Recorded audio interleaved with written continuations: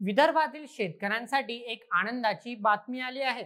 शेतीला बळ देण्यासाठी आणि शेतकऱ्यांचे जीवन चांगले करण्यासाठी महाराष्ट्र सरकारने मोठे पावले उचलले आहेत। मुख्यमंत्री देवेंद्र फडणवीस यांनी विदर्भातील शेतकऱ्यांना दिवसा 12 तास मोफत वीज आणि 90 सिंचन प्रकल्प मार्गी लावण्याचे आश्वासन दिले आहे। या घोषणांमुळे विदर्भातील दुष्काळग्रस्त भागात समृद्धी येण्याची आशा निर्माण झाली आहे।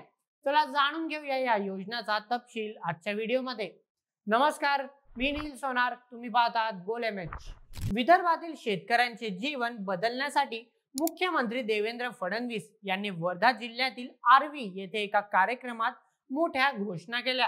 डिसेंबर 2026 पर्यंत राज्यातील 80% शेतकऱ्यांना वर्षभर दिवसा 12 तास मोफत वीज मिळणार आहे। यामुळे शेतकऱ्यांना रात्रीच्या वेळी पिकांना पाणी देण्याची गरज भासणार नाही। ही वीज सौर ऊर्जेच्या माध्यमातून उपलब्ध होणार आहे, ज्यामुळे वीज बिलाचा भार कमी होईल आणि पर्यावरणाचाही फायदा होईल। याशिवाय विदर्भातील शेतीसाठी पाण्याची उपलब्धता वाढवण्यासाठी 90 सिंचन प्रकल्पांना गती देण्यात येत आहे। यामध्ये वैनगंगा नळगंगा नदीजोड प्रकल्प विशेष उल्लेखनीय आहे। या प्रकल्पामुळे 10 जिल्ह्यातील कोरडवाहू जमीन सिंचनाखाली येणार असून 550 किलोमीटर लांबीची नदी तयार होणार आहे। यामुळे 65 टीएमसी पाणी उपलब्ध होईल, ज्याचा थेट फायदा वर्धा, नागपूर, चंद्रपूर, गडचिरोली, भंडारा आणि गोंदिया या जिल्ह्यांना होईल। चला आता जाणूया शेतकऱ्यांसाठीच्या काही खास योजना। सर्वप्रथम मुख्यमंत्री बळीराजा मोफत वीज योजना 2024। या योजनेअंतर्गत 45 लाख शेतकऱ्यांना मोफत वीज मिळणार आहे। सध्या 5 जिल्ह्यांमध्ये चंद्रपूर, गडचिरोली, भंडारा, गोंदिया, नागपूर या गावांमध्ये शेतकऱ्यांना 12 तास 3 फेज वीज मिळत आहे आणि लवकरच हा लाभ संपूर्ण विदर्भात पोहोचेल।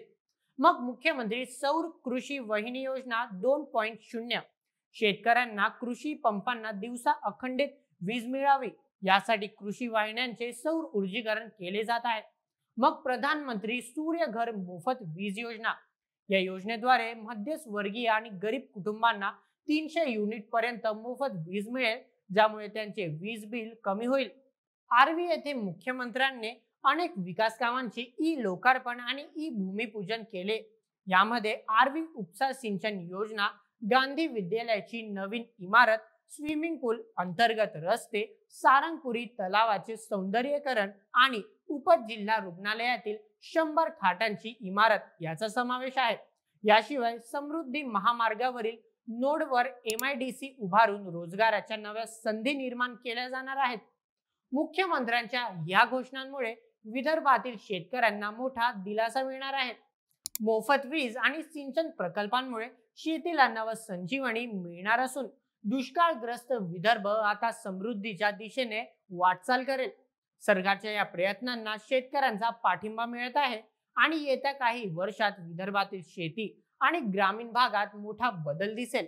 विदर्भातील शेतकऱ्यांचे स्वप्न आता प्रत्यक्षात येत आहे। मोफत वीज आणि पाण्याच्या सोयीमुळे शेतकरी बांधवांचे जीवन सुखकर होणार आहे, यात शंका नाही।